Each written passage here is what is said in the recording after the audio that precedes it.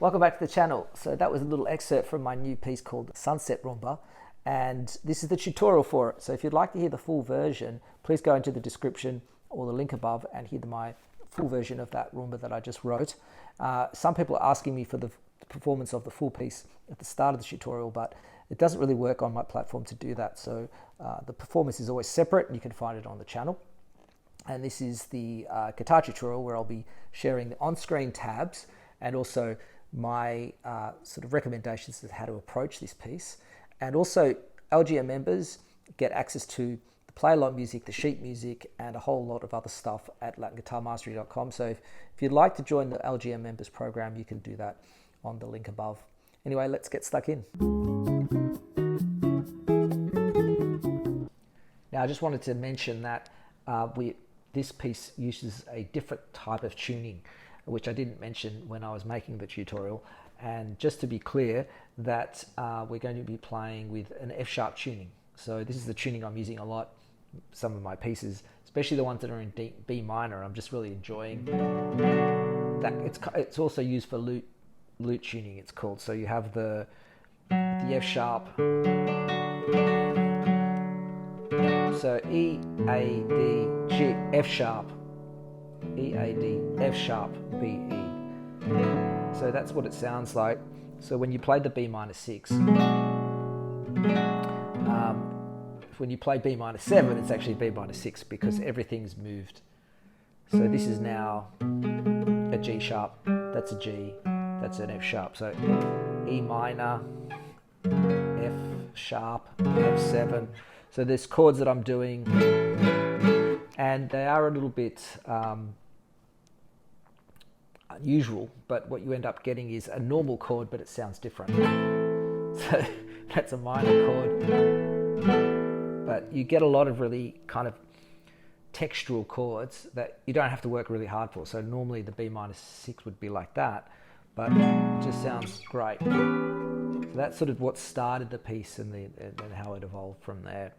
So that's just a little thing to note. Also, the endings I've got slightly different. It's kind of developed a little bit now. So sometimes I put the ending, which was initially, and now I'm going. So just bear in mind that sometimes I change things at in the process of writing it, and it continues to change over time, and some people do get a little bit annoyed about that. Anyway, back to the tutorial. So what we're going to do is start on the 7th position, and we've got the melody like that. Play it in a picado or rest stroke way, and then we're going to go from this D on the 10th fret back to the F sharp. But instead of playing the F sharp like that, we're going to play it with the bar and play it with the bar note, the bass note as well. So now it's quite a quick.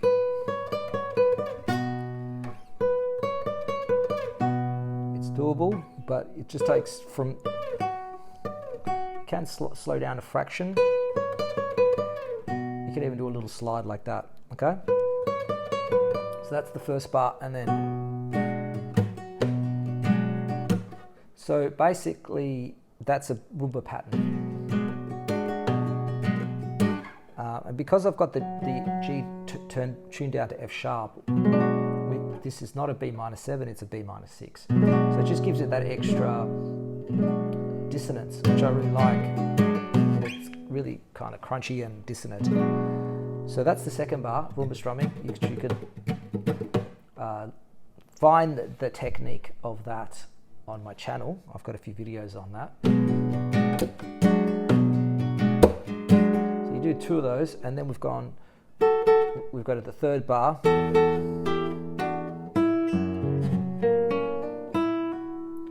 So we've got thirds.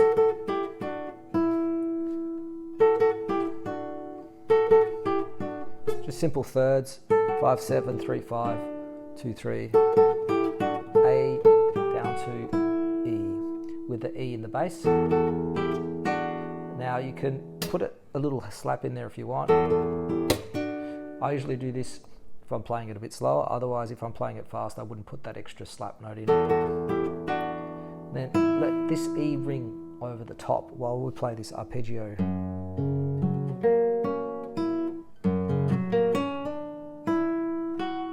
And this is an F sharp arpeggio. And again, because we've got an F sharp, rather than being like that, it's like that. But you don't have to play it as a bar chord at all. You just play, in fact, you want to leave that open string to ring underneath. And then hammer on there. And you actually have to put the bar back there. Like that. So that it's a bar, it's a hammer onto the bar. Like that. Because we're straight back to. Next line, we've got bar 5. We've got an E minor chord, which we're going to play. Now again, this is kind of weird because it's normally an E7, but because of the G, the third string being different, this is an E minor 7. And I just use my thumb there. It's a very syncopated melody. Like that. Keep the chords down. And then back to this F sharp arpeggio, except for this time we're playing the C sharp. Like, and we don't actually hammer it like that. We go.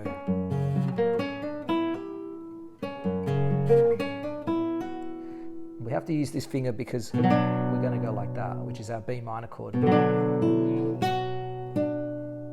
then.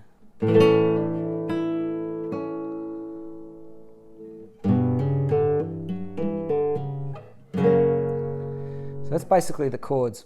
It's Andalusian cadence. So this is a B minor, A, and then this is a G, but we're kind of doing this Lydian thing, which I really enjoy doing. And I pretty much do like a hammer pull off on all of them. So that's the first verse, or the A section, and we then repeat it. With the second time ending, we go, and then instead of going to the F sharp, we go. Okay, so this is just again E, F sharp, and then a big hammer on to the 6th fret because it's a harmonic minor scale.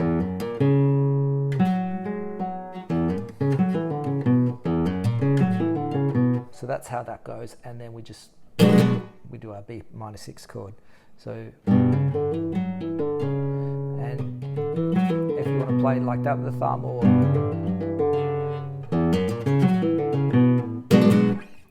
so that concludes the first section. Then we go to the B section, which is in E minor, and this is now E minor 6 chord.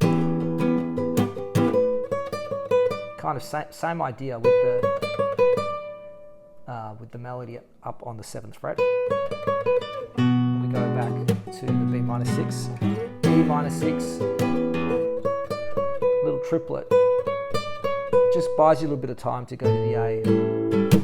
This is A7, slightly different chord shape because of the F sharp tuning. Stay in bar position. And then we're going to play the D and the A together, and then fill the chord in. And then, so in the music, yeah, I've got a G7 with an A, kind of like G13. And then we move to like arpeggios, like that, and then we go. So we've got like E minor with the D bass, and then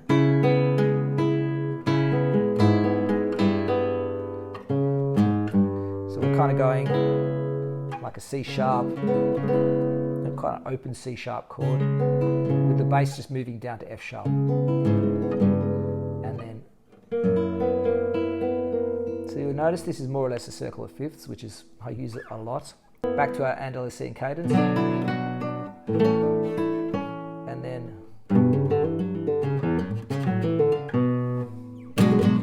I having the score, you can actually do a little, but that gets harder at a fast tempo. Now you can do the B minor 7/6 here, or the B minor here.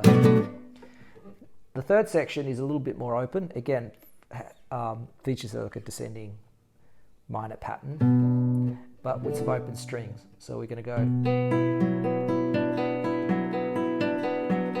which is our B minor, and then this is our chord 2, half diminished, C half diminished, C sharp half diminished, and then we go to our F sharp. So it's a 2-5-1. Do that twice, and then the descending pattern, all open. Same thing, but we're going to add at the top, and then just strum the whole thing. And then finally this pattern, which goes like that, and then we put that at the end of the bar, and that all fits in with the G in the bass.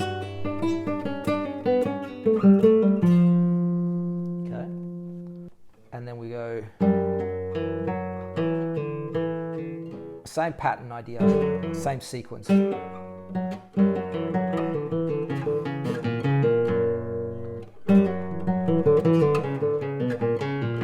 Now, because of the tuning, it's sort of a little bit tricky to play these.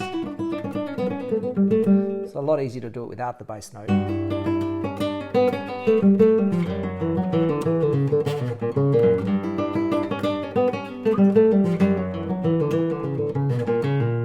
The last time we go, instead of going to there, we go G and then a F sharp chords, F sharp 7, triplets, and then we repeat from the start.